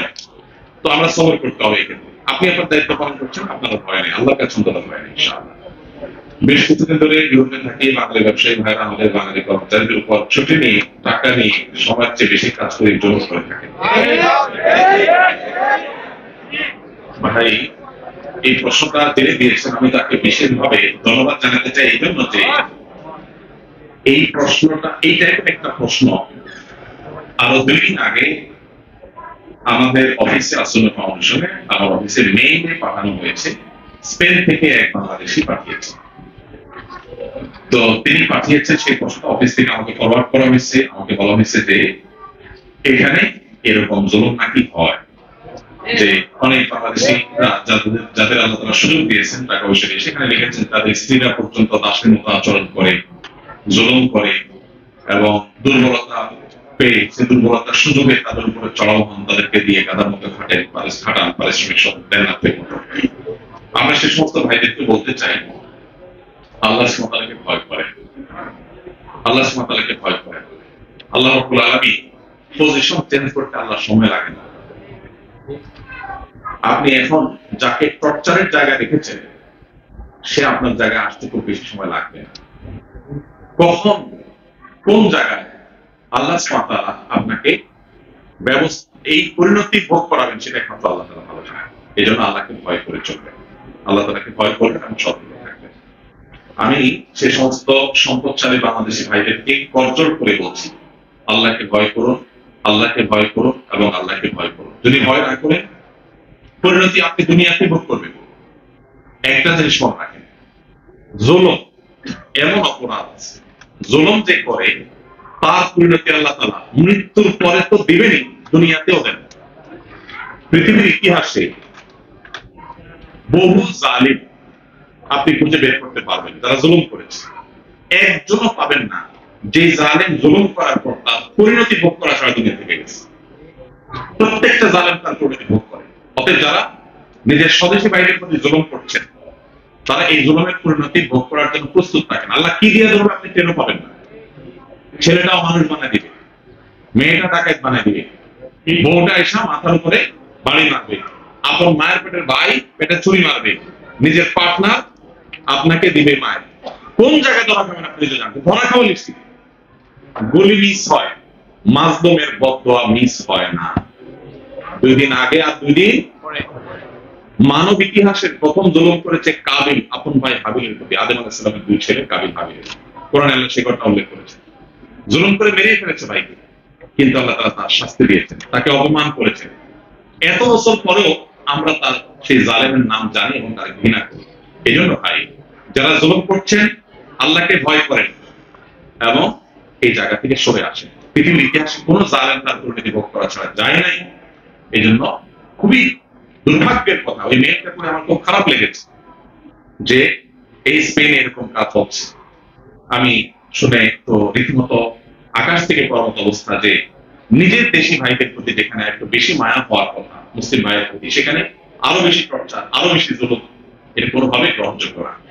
আমি সেই সব ভাইদেরকে বলবো আল্লাহকে ভয় করে, এবং আপনাদেরকে বলবো যে আপনারাও প্রত্যেকটা মানুষ নিজের অধীনস্থদের প্রতি জুলুম করার ব্যাপারে সতর্ক থাকবেন। নবী সাল্লাল্লাহু আলাইহি ওয়াসাল্লাম বলেছেন তোমাদের ভাইরা তোমাদের অধীনস্থ, আল্লাহ তাদেরকে তোমাদের অধীনস্থ করে দিয়েছেন। তোমরা যা খাও তাদেরকে তা খাওয়াও, তোমরা যা পড়ো তাদেরকে তা পড়াও। নবী সাল্লাল্লাহু আলাইহি ওয়াসাল্লাম বিদায় হতে আসলে শেষ মুহূর্তে বলে গেছেন, শেষ মুহূর্তে সবচেয়ে গুরুত্বপূর্ণ কথা আমি বলে যাই, সেটা নবী বলেছেন বিদায় আল্লাহ আমাদেরকে যাদেরকে যতটুকু শক্তি সামর্থ্য দিয়েছেন আমরা সেটাকে ভালো কাজে ব্যয় করবো, কারোর প্রতি জুলুম করবো না। জাযাকাল্লাহ খাইর। ভাইরা অনেক সময় হলো, আপনাদের কালকে ডিউটি আছে, আমরা আজকে এখানে শেষ করছি। কর্তৃপক্ষ, মসজিদ কর্তৃপক্ষ এবং প্রোগ্রাম আয়োজক দারুল ইসলাম পার্টির সহ আপনারা যারা কষ্ট করে আল্লাহ তাআলা আমাদেরকে এখানে যেরকম একত্র করেছেন জান্নাতুল ফেরদাউসে একত্র হওয়ার তৌফিক দান করুন আমিন। আল্লাহ আমাদের এখানে আসার কারণে সমস্ত গুনাহ খাতাগুলো মাফ করে দিন, আমি জাযাকুমুল্লাহু খাইরান।